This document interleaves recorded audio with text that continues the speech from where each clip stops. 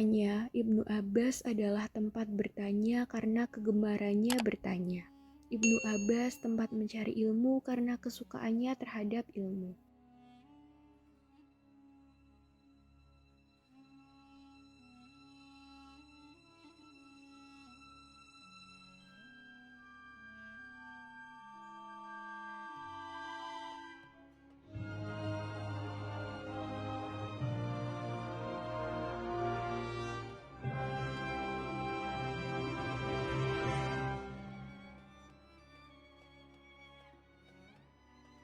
Assalamualaikum warahmatullahi wabarakatuh. Abdullah bin Abbas, muda usianya, luas ilmunya. Ya gulam, maukah kau mendengar beberapa kalimat yang sangat berguna? Tanya Rasulullah suatu ketika pada seorang pemuda kecil. Jagalah ajaran-ajaran Allah, niscaya kamu akan mendapatkannya selalu menjagamu. Jagalah larangan-larangan Allah, maka kamu akan mendapatinya selalu dekat di hadapanmu. Pemuda kecil itu termengu di depan Rasulullah. Ia memusatkan konsentrasi pada setiap patah kata yang keluar dari bibir manusia paling mulia itu. Kenalilah Allah dalam sukamu, maka Allah akan mengenalimu dalam duka. Bila kamu meminta, mintalah kepadanya. Jika kamu butuh pertolongan, memohonlah kepadanya. Pemuda yang beruntung itu adalah Abdullah bin Abbas. Ibnu Abbas begitu ia biasa dipanggil. Dalam sehari itu, ia menerima banyak ilmu. Bak pepatah sekali dayung 3/4 pula terlampaui. Ujangan Rasulullah saat itu telah memenuhi rasa ingin tahunya. Pelajaran akidah, ilmu, dan amal sekaligus ia terima dalam sekali pertemuan. Keakrabannya dengan Rasulullah sejak kecil membuat Ibnu Abbas tumbuh menjadi seorang laki-laki berkepribadian luar biasa. Keikhlasannya seluas padang pasir tempatnya tinggal. Keberanian dan gairah jihadnya sepanas sinar matahari gurun. Kasihnya seperti oase di tengah Sahara. Hidup bersama dengan Rasulullah benar-benar telah membentuk karakter dan sifatnya. Sebuah kisah menarik melukiskan bagaimana Ibnu Abbas ingin selalu dekat dan belajar dari Rasulullah. Suatu ketika, benaknya dipenuhi rasa ingin tahu yang besar tentang bagaimana cara Rasulullah sholat. Malam itu, sengaja ia menginap di rumah bibinya, Maimunah binti Al-Harits, istri Rasulullah. Sepanjang malam ia berjaga, sampai terdengar olehnya Rasulullah bangun untuk menunaikan sholat. Segera ia mengambil air untuk bekal wudhu Rasulullah. Di tengah malam buta itu, betapa terkejutnya Rasulullah menemukan Abdullah bin Abbas masih terjaga dan menyediakan air wudhu untuknya. Rasa bangga dan kagum menyatu dalam dada Rasulullah. Beliau menghampiri Ibnu Abbas dan dengan lembut diulusnya kepala bocah belia itu. Ya Allah, berikan dia keahlian dalam agamamu dan ajarilah ia tafsir kitabmu.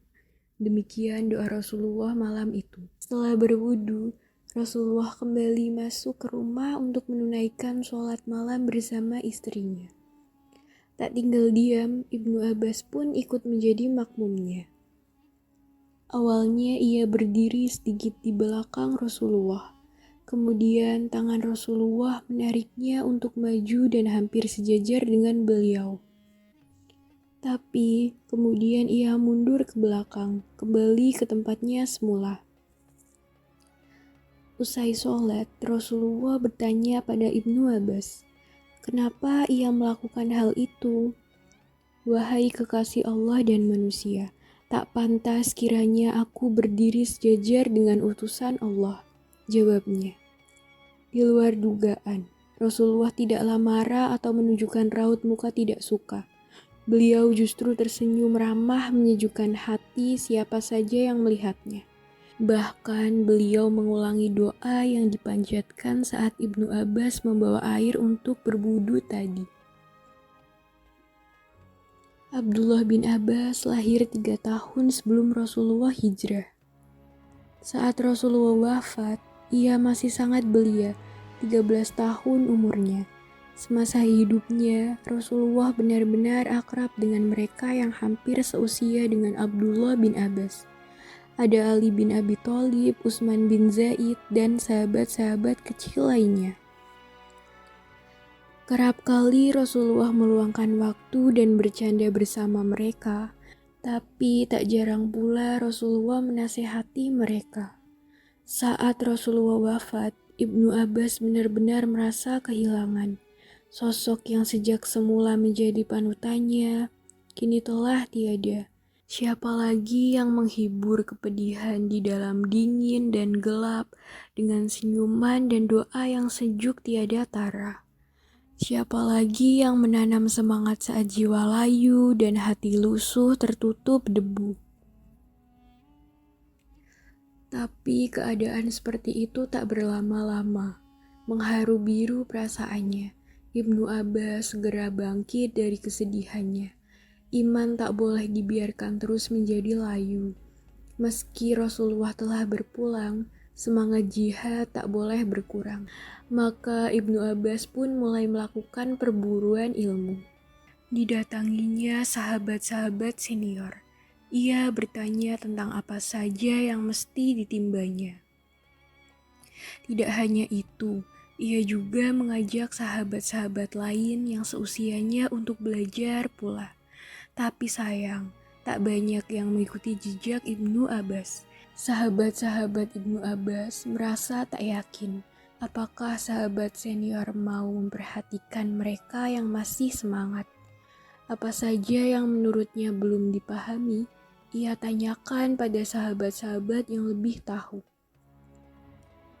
Ia ketuk satu pintu dan berpindah ke pintu lain. Dari pintu rumah sahabat-sahabat Rasulullah, tak jarang ia harus tidur di depan pintu para sahabat, karena mereka sedang istirahat di dalam rumahnya.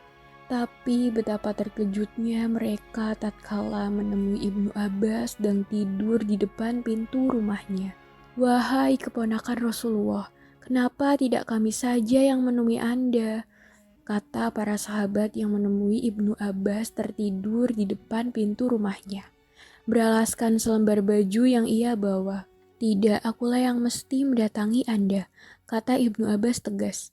Demikian kehidupan Ibnu Abbas, sampai kelak ia benar-benar menjadi seorang pemuda dengan ilmu dan pengetahuan yang tinggi.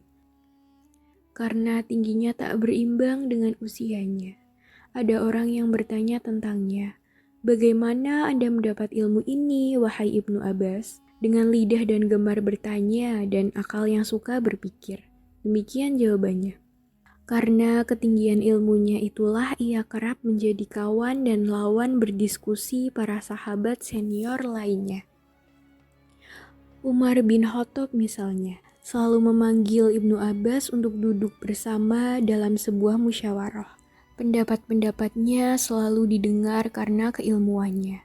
Sampai-sampai Amirul Mukminin kedua itu memberikan julukan kepada Ibnu Abbas sebagai pemuda tua. Doa Rasulullah yang meminta kepada Allah agar menjadikan Ibnu Abbas sebagai seorang yang mengerti perkara agama telah terwujud. Kiranya Ibnu Abbas adalah tempat bertanya karena kegemarannya bertanya. Ibnu Abbas tempat mencari ilmu karena kesukaannya terhadap ilmu. Salah seorang sahabat utama, Sa'ad bin Abi Waqqas, pernah berkata tentang Ibnu Abbas, "Tak seorang pun yang kutemui lebih cepat mengerti dan lebih tajam berpikirnya seperti Ibnu Abbas. Ia juga seorang yang banyak menyerap ilmu dan luas sifat santunnya.